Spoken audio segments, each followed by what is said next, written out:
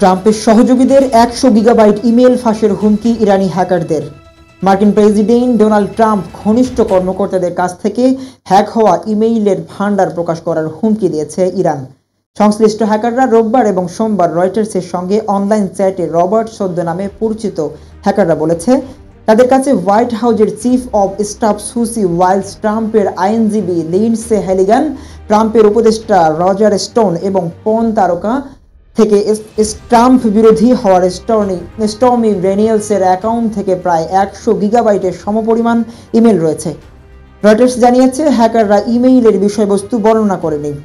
মার্কিন attorney general পাম বন্ডি এই হ্যাককে একটি অযৌক্তিক সাইবার আক্রমণ বলে বর্ণনা করেছেন। হোয়াইট হাউস এবং FBI পরিচালক ক্যাস প্যাটেল একটি বিবৃতির মাধ্যমে এ ঘটনার প্রতিক্রিয়া জানিয়েছেন। প্যাটেল বলেছেন জাতীয় নিরাপত্তার যে কোনো লঙ্ঘনের সঙ্গে জড়িত বিষয়টি সম্পূর্ণ তদন্ত করা হবে এবং আইনের সর্বোচ্চ পরিসরে বিচার করা হবে। মার্কিন সাইবার প্রতিরক্ষা সংস্থা CISA এক্স পোস্টে বলেছে এই তথাকথিত সাইবার আক্রমণ ডিজিটাল প্রচারণা ছাড়া আরও কিছুই নয়। যাদের লক্ষ্যবস্তু করা হয়েছে একটি কোনো কাকতালীয় ঘটনা নয়, এটি পরিকল্পিত প্রচারণা যা প্রেসিডেন্ট ট্রাম্পকে ক্ষতিগ্রস্ত করার এবং দেশের সেবা প্রদানকারী সরকারি কর্মচারীদের অবস্থান করার জন্য করা হয়েছে।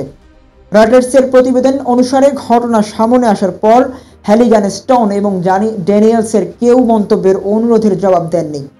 যদিও তেহরান অতীতে এমন সাইবার গুপ্তচর বৃত্তির অভিযোগ অস্বীকার করেছে। 2024 সালের প্রেসিডেন্ট নির্বাচনের প্রচারণায় শেষ মাসগুলোতে রবার্ট নামক হ্যাকারদের আত্মপ্রকাশ ঘটে, তবে তারা দাবি করেছিল ওয়াইলস সহ ট্রাম্পের বেশ কয়েকজন সহযোগীর মেইল অ্যাকাউন্ট হ্যাক করা হয়েছে। এরপর হ্যাকাররা সাংবাদিকদের কাছে এসব মেইল বিতরণ করে। দর্শক, এই ছিল এখনকার মতো। সাথে থাকার জন্য ধন্যবাদ।